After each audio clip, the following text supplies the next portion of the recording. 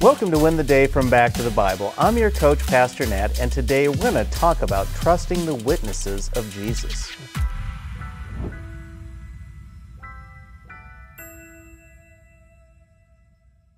If you wanted to learn a sport, a hobby, or any skill, who would you rather have coaching you? Someone who has read about that subject, or someone who knows about that subject from experience? Well, we would acknowledge that knowledge is great, but experience is an authority that theory just can't touch. Well, Jesus was an authority because he wrote the book on truth and he lived by it. Or did he? Let's keep walking with Jesus to discover the answer. This is what John writes in John chapter 8, beginning in verse 15. You judge according to the flesh. I judge no one. Yet even if I do judge, my judgment is true. For it is not I alone who judge, but I and the Father who sent me. In your law it is written that the testimony of two people is true. I am the one who bears witness about myself, and the Father who sent me bears witness about me. Jesus is in a familiar battle with the religious leaders. They were leading from theory, but not from practice. Yes, they were practitioners of the law, but failed both in practice and in heart. Jesus has just declared that he is the light of the world. In verse 14, he said, "Look, I know about God in heaven because I am God. I am from heaven.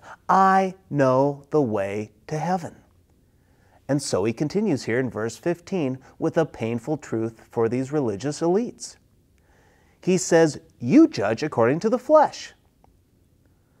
You see, the Pharisees were notorious for sizing people up by their appearance. James 2 reminds us that favoritism is a sin. Judging people by the externals is shallow and ungodly. But the Pharisees held advanced degrees in judging others. Jesus says, "I judge no one." What does he mean by that? Well, it's one of two things. First, it's the truth that Jesus does not judge based on the outward appearance. Jesus knew and judged the heart, so this is true. But we also know from John chapter 3 that Jesus did not come to judge the world because it already stood condemned. So his time for final judgment was not here. And then in verses 16 through 18, he backs up his claim. He says, "I don't judge anyone, but if I did, it is on the authority of God the Father who sent me. I know the law, I wrote it. You need two witnesses to verify a claim. I am one witness, and God the Father is the other. You have no higher authority than God. Look, Pharisees, I am God. My claim is true. I know a thing or two because I've seen, written, and done a thing or two. I can be trusted."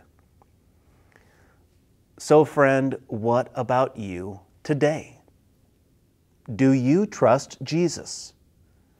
Or is your view of Jesus too small? Is it blurry or even incorrect? We can make Jesus into an image that works for us. We discount what he says because either we don't know him well enough or we don't like what he has to say. We are almost 9 chapters into the book of John.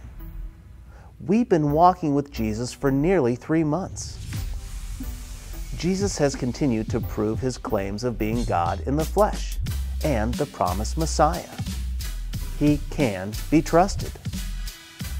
John wrote this very gospel so that you might believe. My question for you is, do you believe it?